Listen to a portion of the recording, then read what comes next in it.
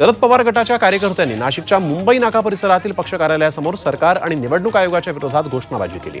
राष्ट्रवादी काँग्रेस पक्ष आणि चिन्ह अजित पवार गटाला दिल्याचा निषेधही करण्यात आला। तसंच ईव्हीएम हटाव देश बचाव अशा घोषणा दिल्या गेल्या।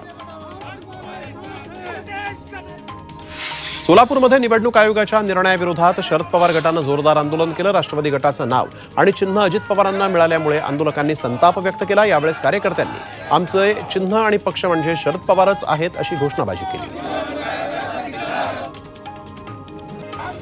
राष्ट्रवादीचं पक्ष आणि चिन्ह हे अजित पवार गटाला मिळाल्यामुळे अकोल्यामध्ये शरद पवार गटानं निदर्शनं केली आहेत। बस स्थानक चौकातील आंदोलनादरम्यान निवडणूक आयोगाच्या निर्णयाचा विरोध करत घोषणाबाजी करण्यात आली, तर राज्यभरात देखील शरद पवार गटाकडून निषेध आंदोलन करण्यात आलंय। राष्ट्रवादी आमदार अपात्रतेप्रकरणी मेरिटनुसारच निकाल दिला जाईल। निवडणूक आयोगानं दिलेल्या निकालाचा कोणताही संबंध आमदार अपात्रता निकालाशी जोडला जाणार नाही अशी हमी विधानसभेचे अध्यक्ष राहुल नार्वेकर यांनी दिली आहे। राष्ट्रवादी पक्षाबाबत विधान भवनानं कोणतीही कागदपत्र निवडणूक आयोगाकडून मागवलेली नाहीत असंही त्यांनी म्हटलंय। राष्ट्रवादी संदर्भातला निकाल अपेक्षितच होता अशी प्रतिक्रिया उद्धव ठाकरेंनी दिली। तसा निकाल दिला नसता तर सुप्रीम कोर्टानं आत्ताच हातोडा मारला असता असं उद्धव ठाकरे म्हणाले।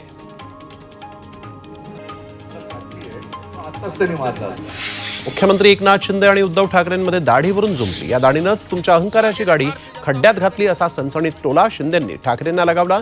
शिंदेंचं बंड झालं तेव्हा माणसं थांबवायची असती तर मेंढ्यांची दाढी खेचून आणली असती असं वक्तव्य उद्धव ठाकरेंनी कोकण दौऱ्यामध्ये केलं होतं। त्याला शिंदेंनी प्रत्युत्तर दिलं।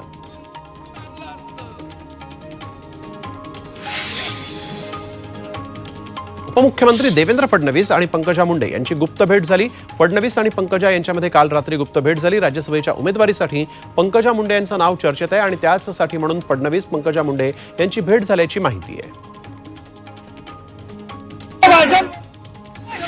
नागपूरच्या काटोलमध्ये उपमुख्यमंत्री देवेंद्र फडणवीसांच्या कार्यक्रमात गोंधळ झाला। जमीन पट्टे वाटपाचा कार्यक्रम आयोजित करण्यात आला होता, मात्र भाजपचे माजी आमदार आशिष देशमुख यांच्या विधानावर काटोलचे आमदार अनिल देशमुखांनी आक्षेप घेतला। त्यामुळे भाजप आणि शरद पवार गटाचे कार्यकर्ते भर कार्यक्रमात एकमेकांना भिडले।